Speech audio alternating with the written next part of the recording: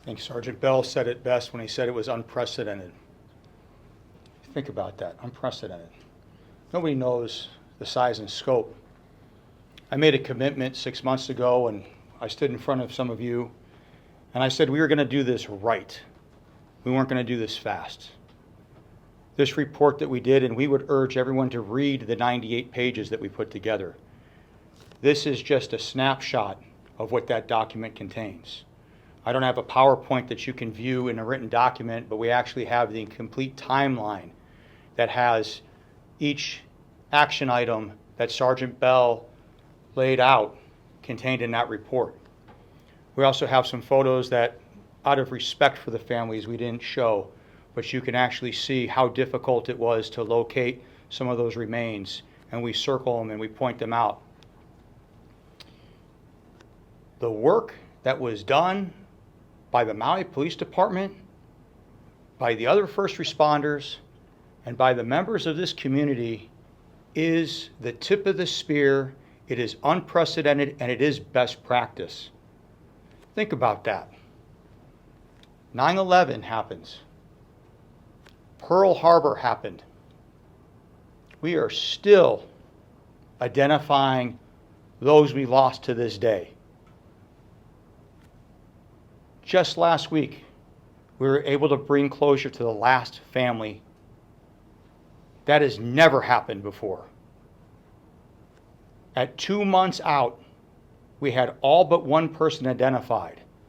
Why? Because we embedded our investigators with our doctors and the other forensic experts, and we used the best in the field from all around the world. That is best practice. Just last week, I was informed the oversight committee called the 911 Institute that oversees all of 911 for America has awarded the Maui Police Department Dispatch with Outstanding Call Center for their response to this fire. They are best practice. They work tirelessly every day to make sure that they have first responder help on the back end of that call. Folks that went to work in the hours that took place, they didn't even know if their own family members were alive. They didn't even know if their own family members were alive, but they heard the call for help. I'll tell you something that's not in the report, but I'll just share it with you. We had a recruit who was going through the academy. He went into work that morning to help with the recoveries. His wife and 2 small children jumped in the ocean so they didn't burn. He went to work. The wife would end up giving the infant to another individual to get that infant out because she felt that the older child could help survive a little bit more with her. He didn't say anything because he wanted to stay in and do everything he could. Eventually, his teammates realized what was happening, and we did everything we could to make sure he was okay. That's the type of dedication this department has for its community. This community deserves the very best, and this agency is the very finest. We put service above self. We put honor above all. Make no mistake. These were our worst hours. These were our finest moments.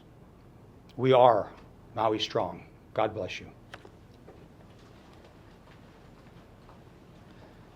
Thank you, Chief. At this time, we will take questions. I'm going to start on this side of the room. So, Mola. I think this is a question for the Chief, but it's open to anybody. What would you say to folks who might question just how critical of an eye this report could possibly be, considering it's a report about the police department by the police department? Okay, so to reiterate, you're asking basically how critical of a report this is since we are the ones conducting it on ourselves and our responses to the August 8th wildfires. Yeah. It's a great question. I'm actually glad you asked it. There's 32 recommendations that this 98-page report has. This report was previewed and reviewed by 2 law enforcement agencies. One would be in Texas, right outside of Dallas, and one would be in Michigan, right outside of Detroit. That way I had independent eyes on this. Critical, I'm releasing it to the entire law enforcement community. You know, the Police Executive Research Forum is sending this out to everyone so that we can gather their feedback. There has never been a comprehensive report this thorough done by this agency, and I would argue, if you know of a fire after action report that a police department has done that is more thorough, show it to us. And if there's things that we can do to add to our report to when we make it final, we'll add them if they're valuable. But the proof's in the pudding. There's been a lot of Monday morning quarterbacks and a lot of folks that say coulda, shoulda, woulda. But if you weren't there, then you don't know. And if you think you can do better, MPD's hiring. Thank you. Chelsea? Question for Chief. You said all along this after action report will teach us what went right, what went wrong. So what have you learned? What went wrong? What did you learn? What will you never do again? Okay, so the question is, based on the report, we said that we were going to go over what went right, what we can improve, and I guess your question is, what have we learned that could be improved that we would change in the future? Chief. Again, fantastic question, and I say it because there's 32 recommendations. And so what I would do is I would urge everybody to read those. And what's great about the report is we didn't wait for us just to send that out and say, oh, you know, we're not doing anything. When you go to the report, we purposely did this. As you're reading it, if we identified something, we immediately called it a recommendation. We changed the color of the font, we numbered it, and then in the appendix, we referenced it again. And in the appendix, we put if there's been progress already started, if it's been completed, or it hasn't yet been started. And so the purpose of that is so that we can hold ourselves accountable, because we want to make sure that we learn the lessons that were there. There were certain equipment lessons that were learned, such as, you know, one of the questions, I had heard it in the media, some rush to judgment, right, to sensationalize about missed radio traffic. 80-mile-an-hour winds. Your microphone's here. Your microphone's here. Your earpiece is here. 80-mile-an-hour winds. And I say that because when you're walking in the wind and you have your cell phone, can the person on the other end of the cell phone hear everything you're saying? I'm going to say no. And so one of the things we learned was, let's get earpieces for our folks. Optional earpieces so folks could put them in. So I didn't wait to release the report to order them. We already ordered them. You know, but that's just one example, and there's 31 others. And so I don't judge it for yourself to see which ones are maybe more important than others, but we felt that they were all valuable. Yeah, so what's the latest on those last 3 missing people? Could you remind us who they are? What could the public do to help? Okay, so the question is the update on the remaining 3 unaccounted for individuals and what the public can do to assist in locating them. So the 3 individuals still actively reported missing are Robert Owens, Elmer Stevens, and Paul Kaspersky. The investigations remain open, and any new leads or information that is brought to us, we will pursue and look.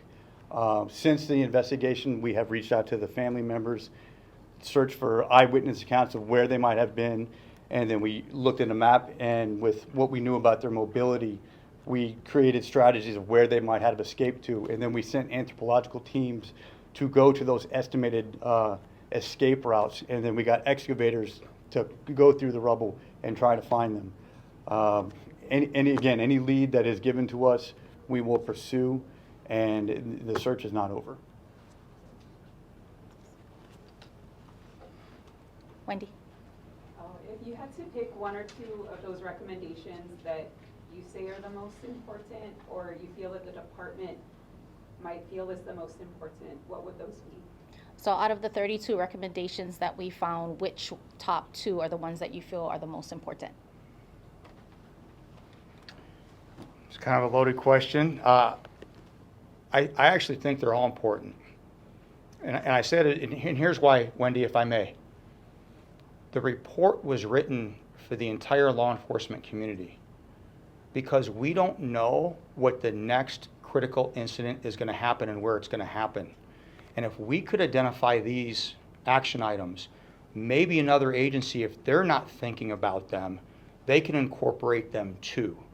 And then maybe, just maybe, the entire policing profession and the entire first responder community can be better.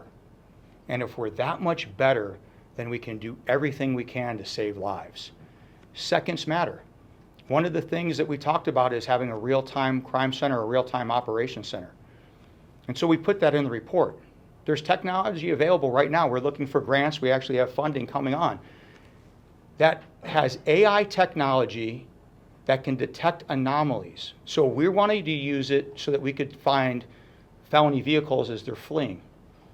But you can also point it up to the mountains, and the AI anomaly technology, smoke is an anomaly.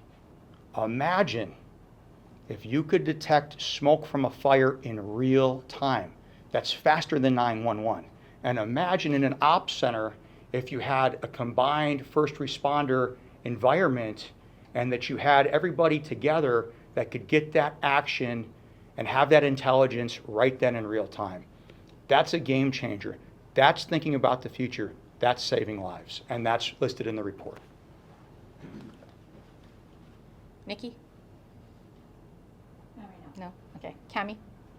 Yes, I was trying to count the number of dots, but it looked like there was between like maybe 12 to 14 officers in that area during the fire. And I was wondering if that was enough at the time. I know there was multiple fires going on, and if sources were, resources, officers were spread so thin that you probably could have used more help in there, but just couldn't get anybody there so quickly. So the question is how many officers we had during the afternoon fire during that crucial time? Thank you. Yes, at the beginning of the fire, there was actually 16 total officers in town. On that first initial map, there were 14, I believe, dots, as you said. 2 were at the station. They had set up a field command post at that point. However, those 2 officers would also respond to the fire. But, sorry, your question, would it have helped to have more? I think, yes. I mean, to have more in that instance. However, that district is usually, to start off, has 5 officers. So they had actually already called in officers to assist. 5 officers beat officers, as well as some other specialized units there. At its peak, we'd have up to 49 officers in the district. Officers would be called in from home that were on days off. Officers that had went home at 9 a.m. that morning were called back in. They'd all eventually make it back, and we'd have a lot more manpower after those last slides that I showed in this sequence.